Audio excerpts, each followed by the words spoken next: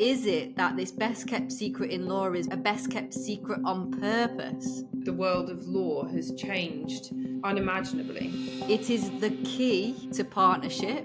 It's the key to progression in your career. I just wish someone had told me that so many years ago.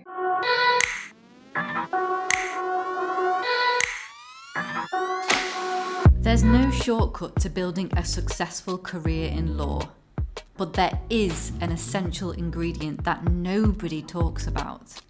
Most lawyers believe the secret to success is hard work and expertise alone. Reality check, it's not. The truth? Well, the days of relying solely on referral and prestigious connections are over. We used to think the key was working harder than everyone else. But today, it's all about positioning yourself strategically. LinkedIn can be your stage. Your brand can be your network. Imagine clients reaching out because they already trust you, because they've already seen your posts, your voice, your insights. They're not just hiring a lawyer or a law firm, they're choosing you. By the time they make contact, they're already sold. So here's the best kept secret in law. Can you guess what it is yet? I think there's a lot of people who still have their head completely in the sand when it comes to marketing, what you need to be doing now, because it completely differs from where we were 10 years ago or even pre-pandemic. Do you reckon? Massively. I wasn't using LinkedIn, but basically the LinkedIn revolution has happened really since the pandemic, or since during the pandemic. Before that point, it wasn't such a big thing. Now you've got all these influencers coming out of nowhere. This was not law just a few years ago. In the last 5 years, the world of law has changed unimaginably. I'm interested to know why you think law has changed a lot over the past 5 years. So let's rewind 5 years. 2019, I was an associate, didn't care about LinkedIn, just thought it was some really annoying space where like recruiters would hound me. I was fearful as well. I was like, oh God, all my old colleagues, all these people will see me or think this or think that. To be honest, I didn't even like the platform, but no one else did. And it wasn't a thing. Not really. 2019, nothing had happened. Like the big influencers on the platform now hadn't even started. Then the pandemic hits. Then I was at home thinking, oh gosh, I kind of want to start this therapy business. What do I do? And I kind of want to improve well-being in law. So I start doing these like do it yourself, like visit videos at home, putting them up on LinkedIn and just seeing what happened. It was, now I look back at it, I'm like, that's kind of mad. Literally nobody was doing this stuff. I had 400 connections. I stood out because nobody was doing any of this. With 400 connections in 2020, I want to say, I actually got a speaking gig off a video post I did that got a total of 6 likes. Yeah. Honestly, I put it up and within like 20 minutes, this woman messaged me and she was like, do you want to speak on this panel? And it was for the Great British Businesswomen Awards or something.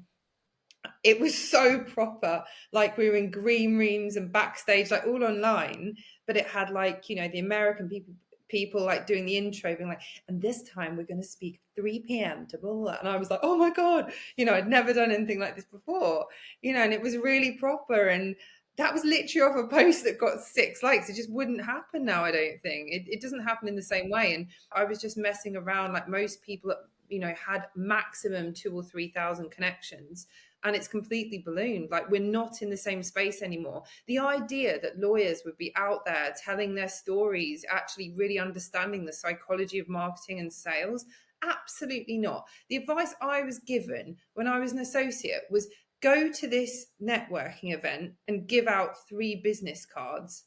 That is possibly the most useless piece of advice I've ever been given in my life. It did nothing to serve them. It did nothing to serve me. And to be honest, they probably thought I was weird because I just gave them a business card. I didn't know what to say. Absolutely useless. Like the world's a different place. Back then you just turned up to events. Now you have to understand the strategy and the intention and the online and the offline. Do you get me? Yeah, it was the same for me. So I joined this firm, right? And it was a smallish firm. It was pretty much like a startup type firm. I was put into the immigration team, and then they just suddenly said to me, like, you're now on the business development team. I was like, what the hell? I've never done business development in my life. And I was like, I don't even know what it is. They were like, right, what you got to do is you've got to target certain countries and go to the chambers of commerce for those countries and like get in with the people and make business connections. And I was just like, what type of business connections and what countries? And I was like, you know what, I'll take Spain because I like Spain. And then they made me go to these networking events. They were like, right, there's a, like, I turn up to work, right, about to do my work, my cases, and then they'd be like, right, there's a business event going on in Canary Wharf. Go to this event. Here's your business cards. Off you go. And I'd just be like, but what do I say? What do I do? Like, I have no idea. I don't know about networking. And like you, I was just like, what on earth? I was put into a room. I didn't know how to do it. And so I ended up just being completely useless and not saying anything at all in particular. But you're right, this was actually 2018. So the world has changed a lot since then. And I remember actually at that time, the owner of the business said to me, I would love to just take over your LinkedIn and just work it, you know? And I was like, I was so behind the times. I had no idea what he was talking about.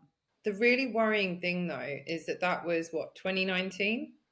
2018, 17 maybe. Okay, so that's 2017, 2018. In that time period, that's forgivable that you had no idea.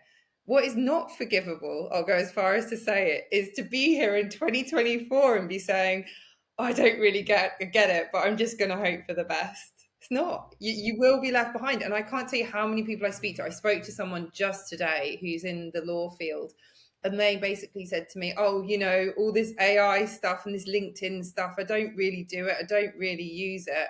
They were sort of saying, you know, "I'm not sure what I really need to do." That's fair enough. So many people are in that position, but I don't think head in the sand really works anymore. Because, you know, we can say, "Oh, well, I was there when the internet came about and, you know, I muddled through." But we're in a massive AI revolution here.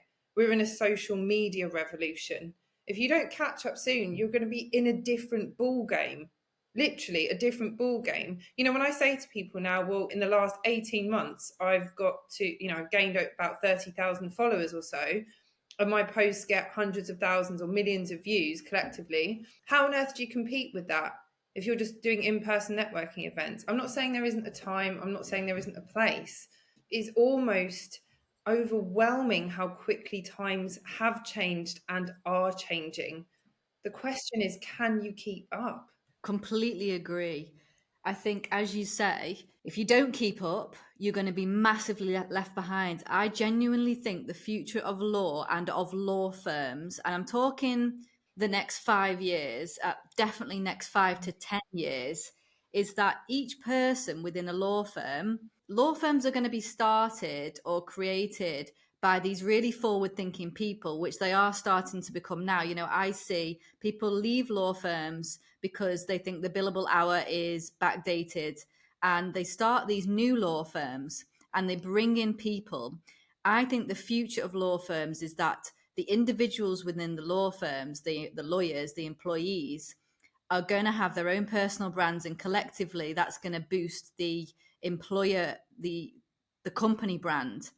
And I think that people are going to start employing lawyers based on their personal brands and their how many followers they have, how many clients they can bring in. I think that this might be really like outlandish or futuristic or even incorrect, but this is what I believe, that even partners are going to start to become, I don't want to say irrelevant, but I want to say that associates and other lawyers are going to become also responsible for bringing in clients through their personal brands. And I think that firms are going to start bringing on lawyers due to their credibility, authenticity, the follower count, and how engaged they are online. I think this is a future trend. And I think that lawyers, individual lawyers who don't keep up, are going to fall behind, and AI is going to take over in terms of, gosh, there's so many points here, actually. I think that AI is going to take over their roles in terms of like the admin tasks and the bitty tasks that they have to do, the potentially the doc reviews, things like this. so that their actual personality, their personal skills will need to be more important, including their personal brand. And I also think that firms that don't bring on lawyers who have big personal brands are going to fall behind as well, because they're going to be filled with firms. Their firms are going to be filled with people who have no online presence, who are, as we say, invisible. And other firms that are competing with them are going to be winning the clients because people are going to be coming to them, because that's how it works. You know, you build your personal brand and you walk into that room and you gain the client. You walk into that in-person networking room and you get the client because people already know you. So this is what I think is going to be the future of law and the competition within the legal industry. What you're saying here really is revolutionary. And I think we need to understand that, because a lot of people, especially people who are, I'd say in their 40s plus, particularly, are not going to believe this right now. They're going to listen to this and think that is a total load of rubbish. Yeah, we should get them on the podcast, actually. I want to debate it out with them, because I I think want to this is challenge really, them. let's get them on. um, what we're talking about here is social media as a currency. We're not talking about random follow account of random people all over the world. It doesn't matter what they think. You know, if you took my LinkedIn, I can tell you because I know who's on my LinkedIn. I have the partners in the top law firms. I have top people in finance. I have super powerful people following me. Okay. That has a value on so many levels. It potentially has a financial value if you can convert that into sales, but it also has a value in terms of reputation, brand. So if a personal brand is affiliated with a company brand, that lifts the company brand. Also, this goes back to something Holly and I talk about all the time, which is that people buy from people. Sales and marketing is a human experience. So therefore, to have the most successful company brands, you have to humanize that brand. And especially through something like LinkedIn, the way to leverage the company brand is actually through very strong personal brands. Also, what you're kind of doing here is taking apart the idea of partnership, because partnership is a construct whereby essentially the owners of the business are the partners, the equity partners, right? In other types of businesses, usually or often, you might have shareholders. What you're saying is an associate's going to come through and say, well, hold on a minute, my brand is bringing all these clients. I want a slice of the pie. What does this mean for law? Does that mean they should be a partner? Does that mean they should have a slice of the equity? You know, does this mean a sort of complete reconstruction in the way things are done? Does this mean a change of their remuneration packages? What it certainly does mean is that lawyers need to become more entrepreneurial, because you're going to hit a ceiling in your career if you're not entrepreneurial. And also, if you don't have a strong brand, you're going to be limited in terms of what you can achieve. 100% agree. I think that, as you have said, the need to be entrepreneurial and a marketer as a lawyer is law's best kept secret. It is the key to partnership, it's the key to progression in your career, and it's the key to business in general. Would you agree? I just wish someone had told me that so many years ago. Being completely honest with you, I think luckily for me, I was naturally quite entrepreneurial in the way I was. So I did well enough in law. I made partner. But you know what? I didn't know 10% of what I knew. I didn't know 10% of what I know now when I was a lawyer. It's having started my own business, having started from scratch, having everyone tell me that I was going to fail at this, that I'd be rushing back to law. It was having to learn everything from customer service to admin to IT to finance to anything you can possibly imagine. I've worn that hat in my business. I have done everything. No task is beneath me.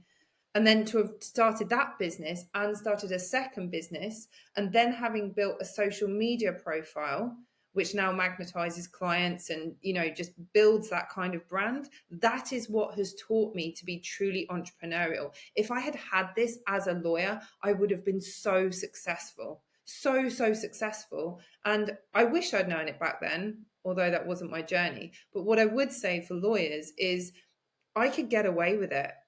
I was made a partner in early 2022, but times are changing. We're almost in 2025.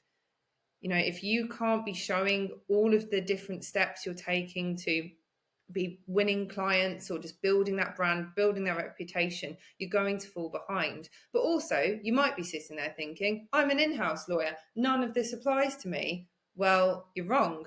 Because actually, still, as an in house lawyer, you have to have excellent people skills. You have to have a reputation. You have to be liaising with all the right people. You have to make a name for yourself within your company, even. And hey, if you want to move companies, you need to have a strong brand, ideally, because then you'll get the right positions for you. CVs are out, LinkedIn is in. In a few years' time, CVs will be pretty much redundant, I think. Even now, if somebody applies to me or if something's going on in that, I see a CV, the first thing I'll do is look at their LinkedIn. First thing, I'm not interested in what you say on a piece of paper. I'm not interested with all these bullets you can note down. I'm interested in who you are, what you do, and how you do it in a way that is interesting. I want to see your personality. Oh, and by the way, I want to see your recommendations too on LinkedIn. I want to see people who actually vouch for you. It's a different era. Totally. 1 year ago, I wouldn't be sitting here with the same confidence telling you that I think the future of law is changing and that it's becoming a more competitive, much more competitive industry in terms of where you work, your career progression, and the firm's success in general. But I can see it based on our crazy growth and what's happened from what we've done. We have top law firm partners, global partners come to us and want to work with us. We have top opportunities come our way all through the power of having a personal brand. We've grown a following, we've grown podcast listeners, we've grown an entire business off of LinkedIn and off of our personal brand. And we're now in the process of growing a company page, which is notoriously difficult to grow because of the strengths of our personal brand. Now, 1 year ago, I wouldn't believe that was possible. But here I am today, seeing it firsthand, how possible it is. And I think, as you say, if people aren't switched on and aren't seeing how competitive the world is now becoming, especially the legal industry, as I say, everyone needs a lawyer at some point in their lives. So if lawyers are not building their personal brands, and I mean posting on LinkedIn, showing who they are, becoming client magnets, then what are you doing? Everyone is a potential client. Everyone needs a lawyer. So build that network, build that community, because you will fall behind. And on that note, I think a lot of people think, I've got nothing interesting to say. I have nothing interesting to talk about. I don't even know what my brand is. I get you. I've been there. This is tough stuff. That's why we teach it in our LinkedIn Academy for a start. But look, we give tons of tips out there. We're giving loads of tips on our company page now on a super regular basis, several times a week. So we're telling you exactly how you need to do this. But a lot of people say, oh, I've just got nothing to say and I don't know how to do it. We've had people in the last 3 weeks from the academy, for example, who have never posted before, and now they're getting multiple posts of hundreds of likes. This is not reserved for just certain people. There is no reason that you can't do this yourself, and there's no reason why you can't get started now. But I think it really is important. And the other crazy thing is, as Holly just mentioned, we've had this idea that we're going to now grow our company page because we think we can add a whole different dimension to our brand through this, and we can help people a lot more through this. So what people often say is, oh, I've only got a couple of hundred followers, or I can't do this, or I can't do that. Well, first of all, our company page was just growing organically without us doing anything because we kept mentioning it. And let's say it was on a couple of hundred followers this morning. In a day today, we've posted one post which has had over 50 likes on a company page, which has 200 people following it. And we've grown by 100 followers. One post. This is super potent stuff. I would say within 6 months, we're going to get it to 10,000 followers. Do you think? Do you think that's Challenge, bold? challenge Yeah. accepted. I feel like we need a good chat. I think we can do this if one post can grow that company page by 100. But I think that this is what we really want to get out there for law firms. When you're telling us, oh, the company page never does well, or marketers tell us, oh, it can't do well and it's not that interesting and it's just there for brand awareness, but it won't win us clients. Rubbish. If you do a company page right, it can blow up, and we're going to prove this. If law's best kept secret is that lawyers need to be marketable or marketing themselves, why is this not taught in law school? Honestly, I don't know. I just think we're a really slow profession to catch up on things. And I just think there's so much sort of smoke and mirrors and prestige around, oh, I'm a lawyer and I need to be technically good. And I think it suits firms to have very hard working associates and trainees.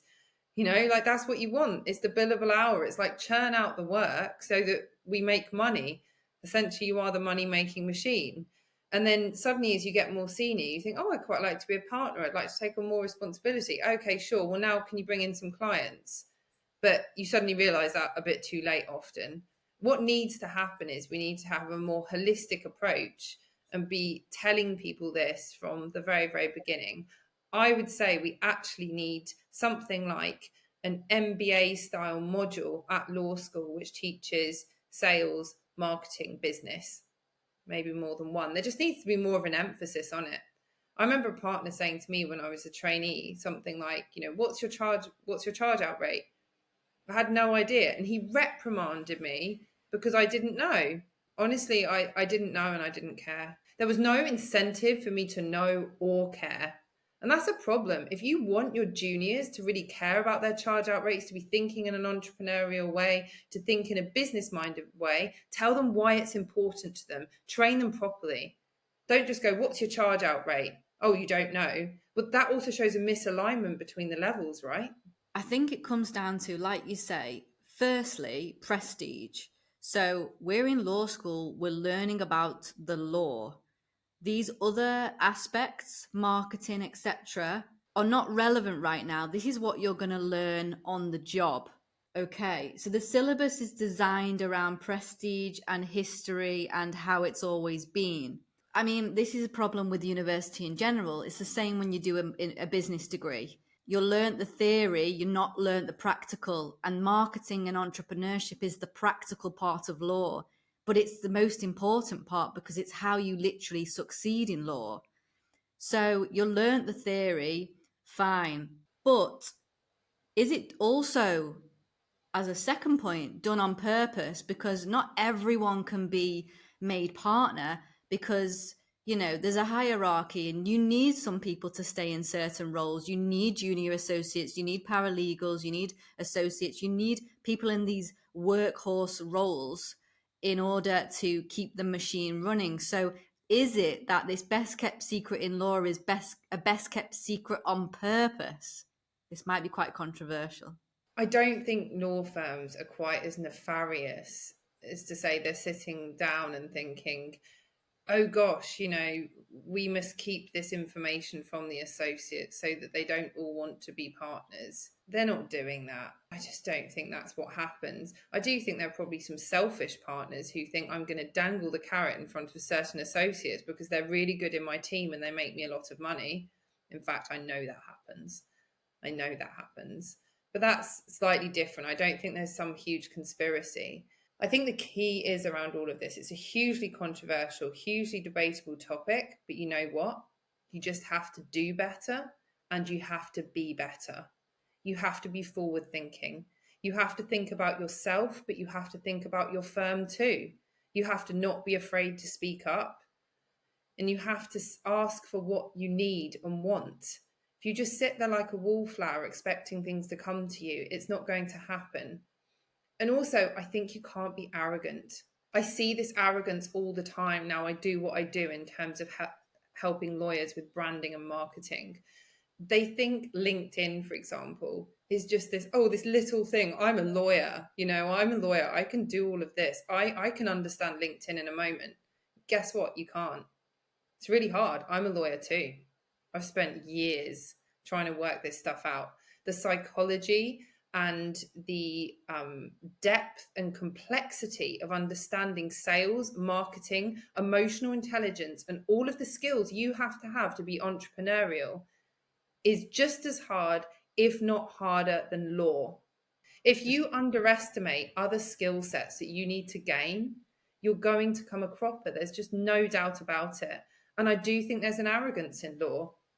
Oh, I'm this, oh, I'm that, oh, I'm educated here, and I've got this and I've got that. Well, let's see your results.